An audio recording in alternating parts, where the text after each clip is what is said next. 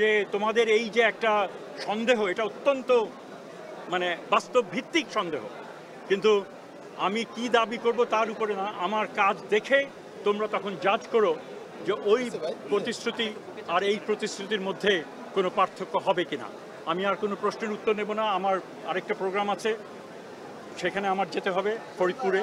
কাজেই আশা করি আপনাদেরকে আমি বোঝাতে পেরেছি এবং এখন আমরা মোটামুটিভাবে শেষ শুধু করছি। সিদ্ধান্তটা কি হলো, ওরা কি জানালো, আপনি যেটা বলেছেন তার পরিপ্রেক্ষিতে ওরা কি জানালো? তাহলে এই পরিস্থিতি না, ওরা মোটামুটিভাবে আমি আমি আমি তারা এটা তাদেরকে জিজ্ঞেস করেন।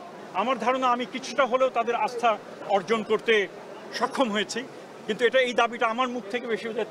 তাদেরকে বলেন যে উপদেশটা আসলো কি মনে হয়, অবভিয়াসলি সেখানে তাদের হয়তো একমত তারা থাকবেন না, কিন্তু আমি আবার এটাও বলেছি যারা বেশি অসুস্থ হয়ে গেছে যে তোমরা যেহেতু বাকিরা তোমরা তো করতে চাচ্ছ না, অনশন ভাঙতে চাচ্ছ না, কিন্তু যারা অনেক অসুস্থ হয়ে গেছো তোমাদের এটা তো অব্যাহত রাখবে অন্যরা, কাজে তোমরা অন্তত পক্ষে একটু পানি খাও, তোমরা নিজেদেরকে সুস্থ করে তোলো।